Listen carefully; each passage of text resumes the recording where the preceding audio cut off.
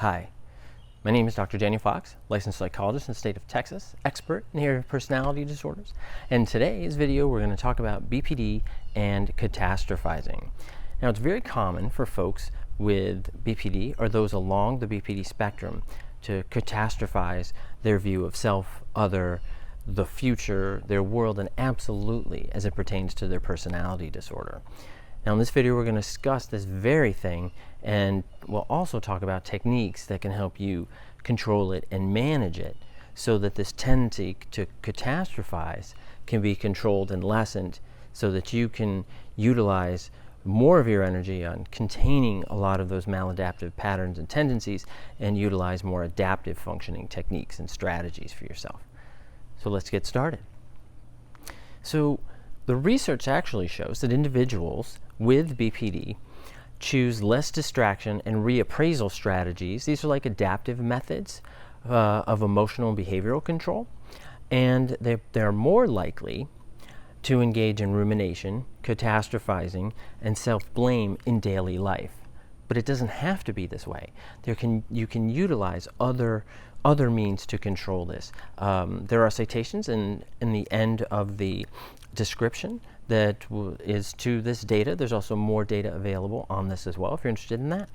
So let's go in a little deeper. So why don't we define it? So what is catastrophizing? Well, catastrophizing is this tendency to see yourself or others or the situation in the world around you as though it's the worst it's ever going to be. Nothing is ever going to get better. You'll never get free from your BPD, or you'll never get that job, or you'll never get responded to, or no one will ever love you. And there's all these extremes of views and perceptions, and what happens is all that you see is the catastrophe. So you can't see any other way out. A common one that my clients experience is texting. So they'll send out a text, and I think a lot of us, we have this belief that it should be an immediate gratification for that text, which would be an immediate response. Okay? And our brain loves that, because every time we get a text response, we get a little dopamine, and we're like, oh my God, it's great, right? But what happens is when you have a pause with a text, you send it, and you don't get the immediate response, and if you have that tendency to catastrophize, what happens is then you start to think, well, he or she's cheating on me, or they don't like me, or they're all together and laughing about me, and all of this, and it starts to just sort of balloon more into this catastrophizing, and this catastrophe is all that you see. And when that builds, your anxiety builds. And folks that are along the BPD spectrum, is that when that anxiety builds, it puts them at a higher probability to engage in those maladaptive patterns, and we want to prevent that. But texting isn't the only way either. If your partner is late, you're waiting for your partner to come home, or you're waiting for your significant other to come home, or you're waiting for your kids to come home, or you're waiting for family to come over, or you're going to a party and you start thinking, well, no one's going to like me there. I have nothing interesting to say, and I have no value. I shouldn't go. And you start to catastrophize what you'll be like in this party, and you're not even there yet. Maybe you haven't even left to go on the way there, but you're already catastrophizing how horrible it's going to be for you, how embarrassed you're going to be, and all these other factors that haven't happened yet. And so there's all these other factors. So those are some examples of catastrophizing. Well, where does catastrophizing come from? So some possible causes of catastrophizing, these include when there's ambiguity, okay, and you're unsure. So when you're unsure, you immediately go to this hardcore negative, and that hardcore negative, then you blow it up, you build it, and that's that hardcore negative of that ambiguous situation, fear of loss. So what you're doing is that catastrophizing, you're trying to beat the loss to the punch. So you're like, well, if I think the worst is going to happen, and then it doesn't happen, then I'm pleasantly surprised. That's a hard way to live. A lot of my clients have built their life that way, and that encourages depression, encourages anxiety. It can exacerbate a lot of BPD symptoms and tendencies. So it's a hard way to live. It may feel like you're doing yourself a favor, but in the long run, you're actually getting in your own way and preventing yourself from moving forward in a successful manner. Another way is fatigue. When you're tired, a lot of people start to catastrophize. When you're tired, it's hard to think clearly. Our mind becomes very narrow. Okay?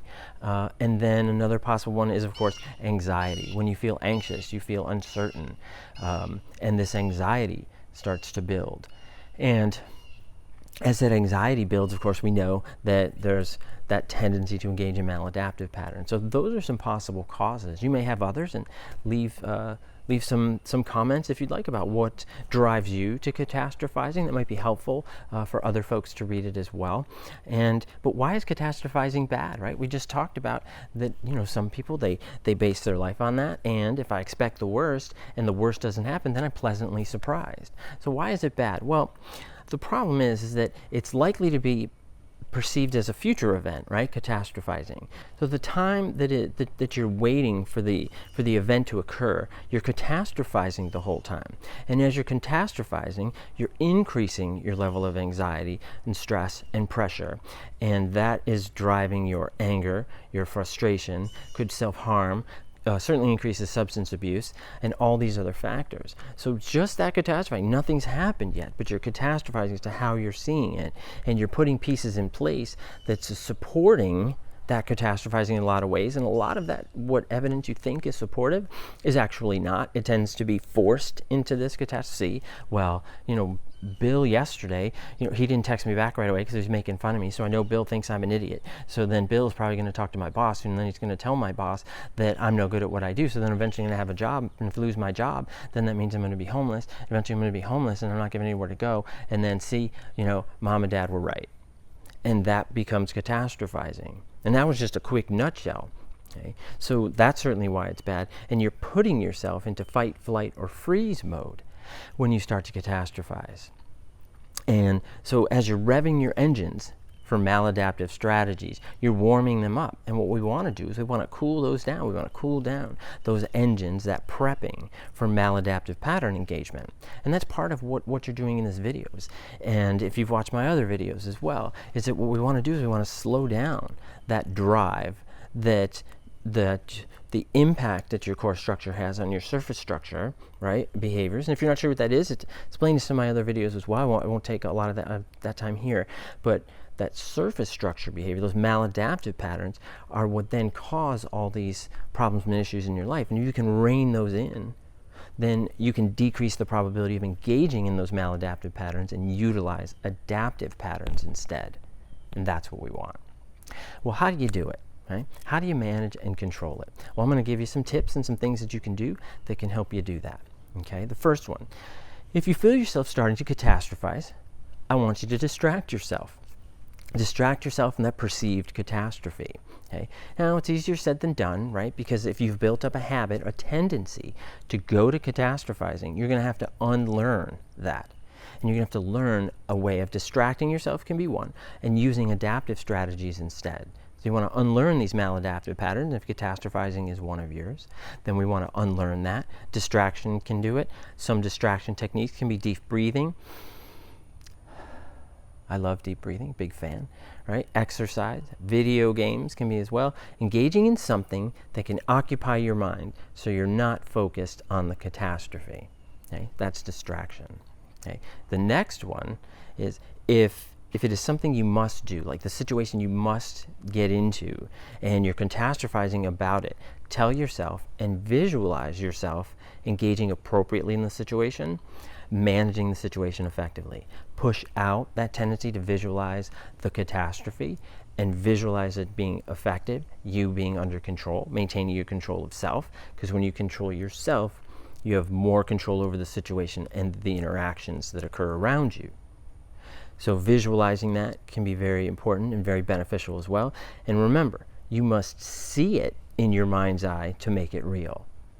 And that's so important. If you visualize the catastrophe and visualize all aspects of catastrophe, believe it or not, your brain and your body follows that tendency, and you follow that tendency into catastrophe. And catastrophes really, they don't occur as often as we believe, right? But negative situations, it increases the probability of going into these negative situations. And if you visualize the positive, though, it can work out for you in that direction as well. Maybe you've used it long enough for the negative, now use it for the positive. So visualize the positive, visualize the success. Now the next one is recognize the catastrophe is self-defeating it's unlikely, and irrational. Now, you want to bring some truth to it. Resist letting it be a runaway train in your brain. Okay? You want to recognize what it is and do not blame yourself for engaging in it. Don't empower that tendency to catastrophize. Don't do that. Okay? Berating yourself never helps. Beating yourself up never helps. So avoid doing that. The next one is use positive affirmations about the situations. Right? Now tell yourself that you can handle it. You've handled other situations in the past and you can handle this. My clients that are along the BPD spectrum are survivors. They are tenacious. These are people that are livers. These are people that keep on going. And if you are like that, remind yourself of that you are strong, that you are resilient, you are tenacious. Remember those things. Okay? Tell yourself that I can do it. I'll take it as it comes, right? Because it's usually that future event. So instead, take it as it comes. Tell yourself that. Avoid drugs and alcohol. Take a moment and think about it. Do you tend to catastrophize most when you're under the influence of drugs and alcohol? Now, a lot of folks do that. They tend to exacerbate the negative when they're under the influence of drugs and alcohol. Now, if you tend to do this, a way to do this is make a sober message for yourself. And I'm not encouraging, of course, to use drugs and alcohol. It'd be great if you didn't. But the reality is that a lot of folks, individuals along the BPD spectrum, that they do use drugs and alcohol.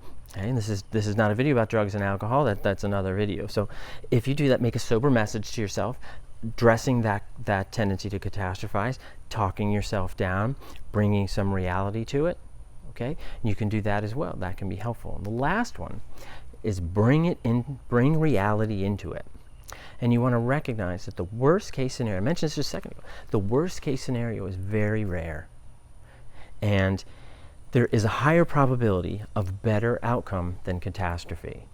Ask yourself, what are some less negative options? Right? And think about it. There are a lot of less negative options than that massive catastrophe that you're thinking of, that him or her leaving you forever and no one loving you again. And all. Remember, there are extremes. The world doesn't operate on extremes. The world operates on sort of that meaty part of the bell curve, right? That middle of the road, the gray area, right? Don't get caught in the split. And splitting, I've done a video on that. I'll put the link here. But that splitting is absolutely a component of catastrophizing. So prevent the split and remember that the world operates in a shade of gray. Okay? And lastly, do not catastrophize about your BPD. Please don't sit there and say, oh, I have BPD, my life sucks, and I'll never have a good relationship, and I'll always be broken. And that isn't true. BPD is the most effectively treated personality disorder. 80% of people that have been diagnosed with BPD have remissions. Remissions can last for many, many years. Of those who go into remission, that 80%, only 15% go back and remain out of remission, which is a continuous resurgence of symptoms. So it's important to remember that don't catastrophize your BPD and that you can do it differently, and it is possible. I hope you enjoyed the video. Subscribe if you did.